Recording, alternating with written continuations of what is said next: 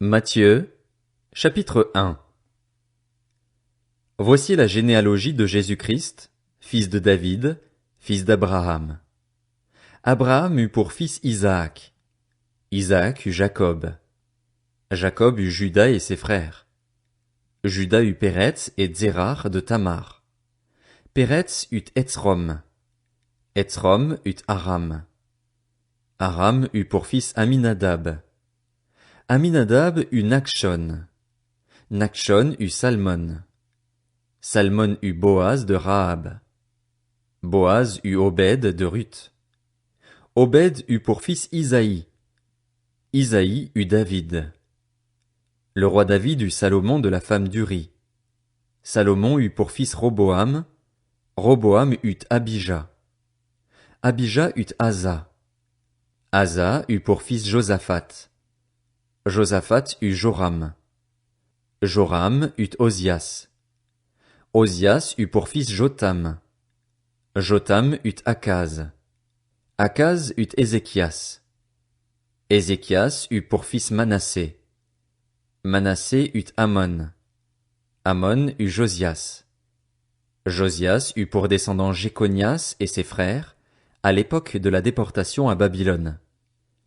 Après la déportation à Babylone, Jéconias eut pour fils Shealtiel. Shealtiel eut Zorobabel. Zorobabel eut pour fils Abiud. Abiud eut Eliakim. Eliakim eut Azor. Azor eut pour fils Sadoc. Sadoc eut Hakim. Hakim eut Eliud. Eliud eut pour fils Éléazar. Éléazar eut Mathan. Mathan eut Jacob. Jacob eut pour fils Joseph, l'époux de Marie, de laquelle est né Jésus, qu'on appelle le Christ. Il y a donc en tout 14 générations depuis Abraham jusqu'à David, 14 générations depuis David jusqu'à la déportation à Babylone, et 14 générations depuis la déportation à Babylone jusqu'au Christ. Voici de quelle manière arriva la naissance de Jésus-Christ. Marie, sa mère, était fiancée à Joseph. Or, avant qu'ils aient habité ensemble, elle se trouva enceinte par l'action du Saint-Esprit.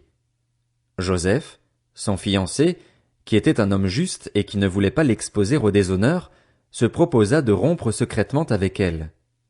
Comme il y pensait, un ange du Seigneur lui apparut dans un rêve et dit « Joseph, descendant de David, n'aie pas peur de prendre Marie pour femme, car l'enfant qu'elle porte vient du Saint-Esprit.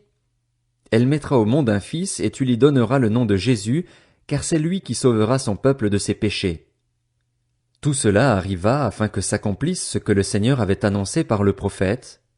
La Vierge sera enceinte. Elle mettra au monde un fils et on l'appellera Emmanuel, ce qui signifie Dieu avec nous. À son réveil, Joseph fit ce que l'ange du Seigneur lui avait ordonné et il prit sa femme chez lui, mais il n'eut pas de relation conjugale avec elle jusqu'à ce qu'elle ait mis au monde un fils, premier-né, auquel il donna le nom de Jésus.